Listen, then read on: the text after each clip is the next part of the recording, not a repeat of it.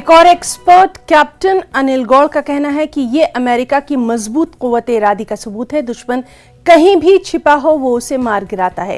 हिंदुस्तान को अमेरिका से सबक हासिल करना चाहिए।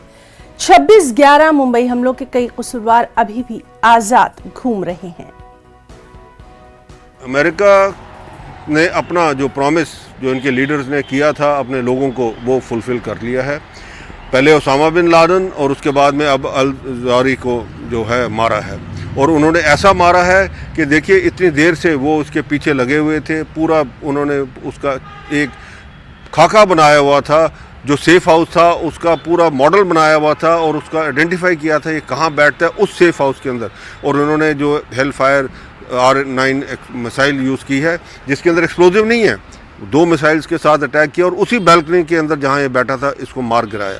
ये दर्शाता है अमेरिका की विल, अमेरिका की रीच और अमेरिका का पावर क्या है कि जो अपने दुश्मनों को कहीं पे भी छुपे हों उसको मार गिराए। हिंदुस्तान को भी इससे सीख लेनी चाहिए, क्योंकि हमारे जो दुश्मन हैं जो जिन्होंने 26/11 का जो हमारे जो ताज में जो अटैक किया मुंबई में के अंदर और इतने लोग मारे, अभी तक वो पाकिस्तान में घूम रहे हैं। हम सिर्फ उनको पाकिस्तान को रिक्वेस्ट करते हैं जी इसको करें करें करें, कुछ नहीं होता।